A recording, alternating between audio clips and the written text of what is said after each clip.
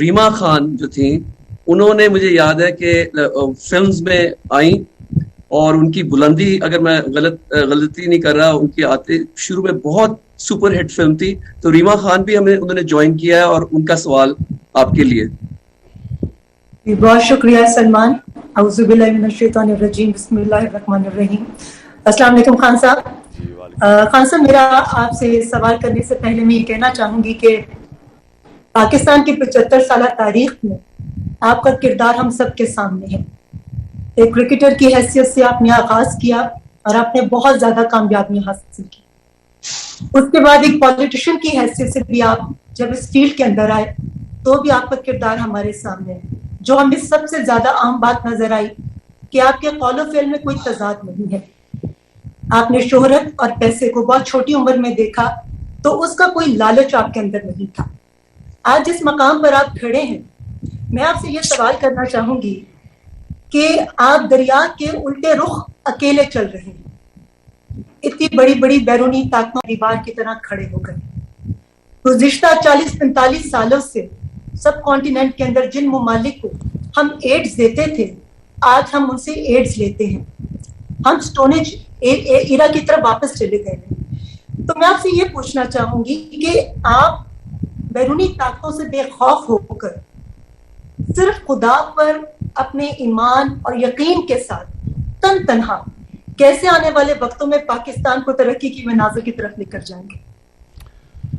دیکھیں ریما، میں آپ کو ایک بات بتاؤں. ہمارے بدقسمتی سے میں نے اپنی ساری زندگی میں دیکھا، کرکٹ میں میں نے دیکھا، پھر کرکٹ کے بعد بھی میں نے لوگوں کو دیکھا، کیونکہ مجھے اللہ نے وہ کرکٹ میں اس سٹیج پہ لے کے گیا جو بڑے کم کرکٹرز پہنچتے ہیں. اور ہمارے ملک میں تو شاید 1-2 کھلاڑی وہاں پہنچے ہوں. تو وہ میں نے سارا سٹیج دیکھا، پھر مجھے عزت بھی ملی.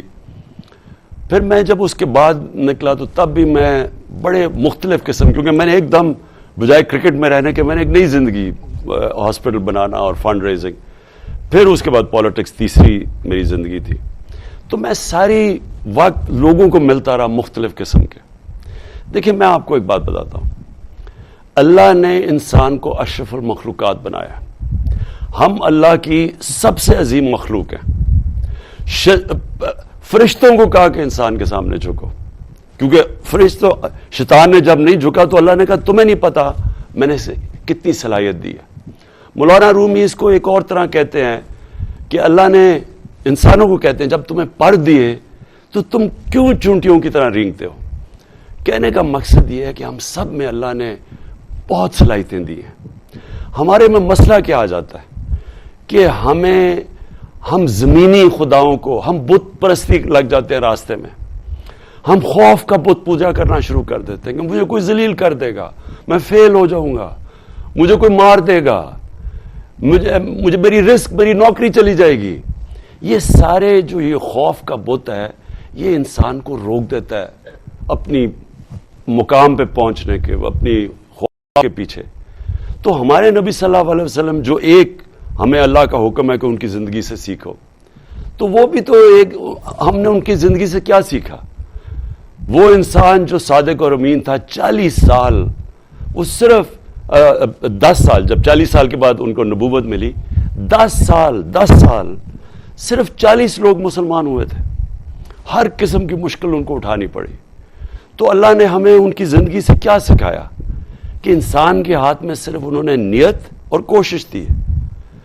اللہ کا جب فیصلہ ہوتا تو جب 13 سال کے بعد وہ مدینہ کی ریاست سنبھالی تو دیکھتے دیکھتے انہوں نے دنیا کی تاریخ ہی بدل ڈالی. یعنی کسی انسان نے وہ نہیں کیا جو انہوں نے اس 10 سال میں کر کے، یعنی دنیا میں وہ انقلاب آیا جس کی کوئی مثال ہی نہیں ہے. تو ہمیں جب وہ اللہ کہتا ہے ان کی راستے پہ چلو، تو ان کا راستہ مشکل راستہ ہے. لیکن جن لوگوں کے پاس یہ قوت ہوتی ہے اپنے خوف کو قابو پانے کے اور اللہ میں ایمان رکھ کے اور لا الہ الا اللہ میں ماننے کی، کوئی نہیں ہے خدا اللہ کے سوا، وہی لوگ بڑے کام کرتے ہیں. تو اس لیے مجھے کوئی خوف ہی نہیں ہے. کیا ہوگا، میں اپنی پوری کوشش کروں گا، کیا ہوگا، میں فیل ہو جاؤں گا، لیکن میں اپنے ضمیر کو اس کا تو سودا نہیں کروں گا اور آخر میں اپنے اللہ کو جواب دوں گا کہ میں نے کوشش پوری کی.